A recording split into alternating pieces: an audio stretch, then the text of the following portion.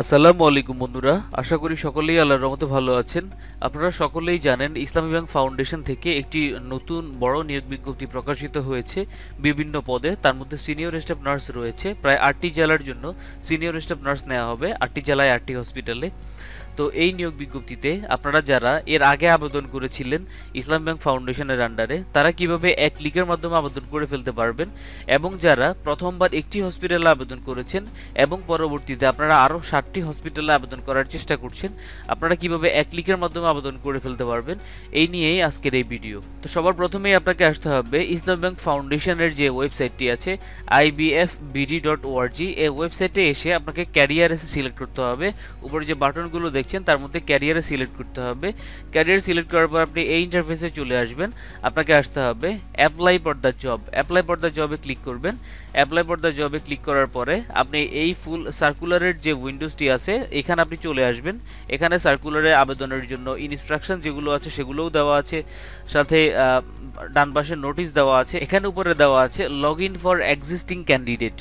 তো আপনারা চাইলে সবার প্রথমে এখান থেকে আপনারা লগ ইন করতে পারেন। আপনারা চাইলে এখান থেকেও লগ ইন করতে পারেন। একটা হসপিটালে ক্লিক করে এখানে আপনি যে পদে আবেদন করবেন, যেমন আমি সিনিয়র স্টাফ নার্স পদে যদি আবেদন করতে চাই, সেক্ষেত্রে এখানে ডান পাশে দুটি ওয়ে আছে। একটি হচ্ছে নিউ অ্যাপ্লিকেন্ট। আপনি যদি নিউ অ্যাপ্লিকেন্ট হয়ে থাকেন তাহলে নিউ অ্যাপ্লিকেন্টের জন্য আপনার নিউ ফর্ম সেটি বের হবে। এর আগে আমি দেখিয়েছিলাম নিউ অ্যাপ্লিকেন্টরা কীভাবে আবেদন করবেন। আর যদি আপনি একবার আবেদন করে ফেলে, প্রথমবার একটি হসপিটাল আপনি আবেদন করে ফেলেছেন, বাকি হসপিটালগুলোতে আবেদন করতে চাচ্ছেন, অথবা আপনি এর আগে ইসলাম ব্যাংক ফাউন্ডেশনের আন্ডারে নিয়োগ বিজ্ঞপ্তিতে আবেদন করেছিলেন, এখন আপনি এখানে আবেদন করতে চাচ্ছেন এক ক্লিকের মাধ্যমে, তো আমরা সেটিও দেখাবো। আপনি চাইলে এখান থেকে এক্সিস্টিং ইউজারে এখানে লগ ইন করতে পারেন, অথবা আপনি চাইলে এখানে আপনার নির্দিষ্ট পদ সিলেক্ট করার পরে আপনি এক্সিস্টিং ইউজারে ক্লিক করতে পারেন।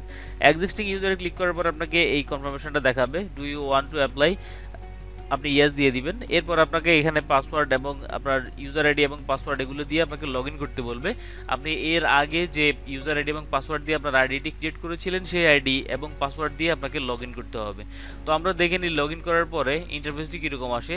লগ ইন করার পরে ঠিক উপরে, একদম উপরে দেখবেন ডান কোনায় ওয়েলকাম, আপনার যে ইউজার আইডিটি ছিল সেই ইউজার আইডি লেখা থাকবে। তো এবার আমরা আসি যে লগ ইন করার পরে কিভাবে আপনি আবেদন করে ফেলবেন। এই আমার হয়ে গেল লগ ইন।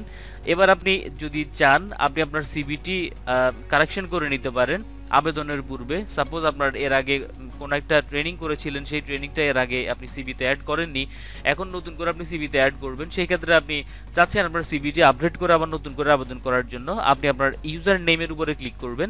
ইউজার নেমের উপরে ক্লিক করলে আপনি আপনার ফুল প্রোফাইলের মধ্যে চলে আসবেন। এখানে মাই প্রোফাইল, এখানে ক্যারিয়ার, এখানে my resume, edit resume, payment, result, reset password, এই অপশনগুলো আছে। তো মাই রিজিউমে আপনি আপনার সিভিটি দেখতে পাবেন, আপনি কিভাবে আপনার সিভিটি সাজিয়েছিলেন সেটি দেখতে পাবেন। এবার আসি আমরা এডিট প্রোফাইল। এডিট প্রোফাইলে আসলে আপনি আপনার যতগুলো ইনফরমেশন আছে সবগুলো ইনফরমেশন চাইলে আপনি এডিট করতে পারেন। এখানে সবগুলোর পাশে ক্রস চিহ্ন দেওয়া আছে, আপনি চাইলে এগুলোকে ডিলিট করে আবার নতুন করে আপনি আপনার নতুন ছবি সংযোজন করতে পারেন, নতুন সিগনেচার সংযোজন করতে পারেন। আপনার যদি কোথাও নামে ভুল থেকে থাকে বা কোনো ইনফরমেশনে ভুল থেকে থাকে, সেক্ষেত্রে আপনি সেগুলো কারেকশন করে আপনি আবার নতুন করে সেভ করতে পারেন। এডুকেশন, এক্সপেরিয়েন্স এবং ট্রেনিংয়ের জায়গায় আপনার যদি কোনো চেঞ্জ আনতে হয় সেগুলো আপনি চাইলে করতে পারেন। অনেকে এক্সপেরিয়েন্সের ক্ষেত্রে কিছুটা আপডেট আনতে চায়, যে কোনো একটা হসপিটালে এর আগে জব করেছিল, এখন আরও নতুন করে একটা বা দুটো হসপিটাল অ্যাড হয়েছে ওনার এক্সপেরিয়েন্সে, সেক্ষেত্রে আপনি এখানে অ্যাড করে নিতে পারেন। আবার চাইলে আগের যে হসপিটালটি আছে সেটিও এখানে ডিলিট করে দিতে পারেন। তো এভাবে এই যে আপনি যদি কোনো একটা হসপিটালে অ্যাড করতে চান, সেক্ষেত্রে এই যে অ্যাড এক্সপিরিয়েন্সে ক্লিক করলে আপনি আবার নতুন করে ফর্ম পাবেন। তো এই হচ্ছে আপনার সিভিটি কীভাবে কারেকশন করবেন সেটির ওয়ে।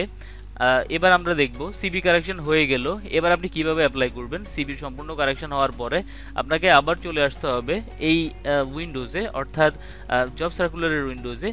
এবার আপনি আসলেন, আপনি কোন হসপিটালে আবেদন করবেন। সাপোজ আমি ইসলামী ব্যাংক কমিউনিটি হসপিটাল সাতক্ষীরাতে আবেদন করব। ক্লিক হিয়ার সার্কুলারটি দেখার জন্য। এরপর আসছে সিনিয়র স্টাফ নার্সের পদটি, সিনিয়র স্টাফ নার্সের পদে আমি এবার আবেদন করব। এবার এক্সিস্টিং ইউজারে আমাকে ক্লিক করতে হবে, যেহেতু আমার এর আগে আইডি ক্রিয়েট করা আছে। এরপর এক্সিস্টিং ইউজারে ক্লিক করার পরে আপনাকে এটি দেখাবে, ডু ইউ ওয়ান্ট অ্যাপ্লাই, আপনি ইয়েসে ক্লিক করবেন, আপনার আবেদনটি অটো সম্পূর্ণ হয়ে যাবে। এবার আমরা দেখব এই আবেদনটি যে আমাদের সম্পন্ন হলো এটার প্রমাণ কি। এটি ইসলামী ব্যাংক কমিউনিটি হসপিটাল নওগাঁ। আমরা আমাদের প্রোফাইলে যেতে হবে আগের মতো। প্রোফাইলে যাওয়ার জন্য আপনি উপরে আপনার ইউজার নেমের উপরে ক্লিক করবেন, এরপর আসছে পেমেন্টের অপশনটি। ইডিট প্রোফাইলের পরে পেমেন্টের যে অপশনটি আছে এই অপশনে আসলে আপনি দেখতে পাবেন আপনি কোথায় কোথায় আবেদন করেছেন। আমরা একটু আগে ইসলাম ব্যাংক হসপিটাল নওগাঁতে আবেদন করেছিলাম, ইসলাম ব্যাংক কমিউনিটি হসপিটাল নওগাঁ। আপনি এখানে দেখতে পাচ্ছেন যে এটি অ্যাড হয়ে গিয়েছে। আমরা চটফট আরও একটি হসপিটাল আমরা আবেদন করে নিই, Islam bank community hospital Rangpur. Suppose আমি রংপুরে আবেদন করব, এক্সিস্টিং ইউজারে ক্লিক করলাম, আমাকে এটি দেখালো ডু ইউ ওয়ান্ট অ্যাপ্লাই, ইয়েসে ক্লিক করলাম। এবার আমি আবার দেখি আমার এখানে কি এটি অ্যাড হয়েছে কিনা, একটু রিফ্রেশ দিয়ে নিই। দেখেন আপনারা এখানে অ্যাড হয়ে গিয়েছে ইসলামী ব্যাংক কমিউনিটি হসপিটাল রংপুর, অর্থাৎ আমি রংপুরেও আবেদন করে ফেলেছি। শুধুমাত্র একটি ক্লিকের মাধ্যমে আপনার আবেদনটি সম্পূর্ণ হয়ে যাবে। তো আমি দেখালাম কিভাবে আপনি আপনার সিভি কারেকশন করবেন এবং সাথে কিভাবে আপনি এক ক্লিকের মাধ্যমে আবেদন করে ফেলবেন। তো এরপরেও যদি আপনাদের কোনো প্রকার কোনো প্রশ্ন থেকে থাকে ইসলাম ব্যাংক ফাউন্ডেশনের আবেদনের ব্যাপারে, আপনারা ভিডিও কমেন্ট বক্সে কমেন্ট করতে পারেন। তো সবাই ভালো থাকবেন, সুস্থ থাকবেন। আসসালামু আলাইকুম।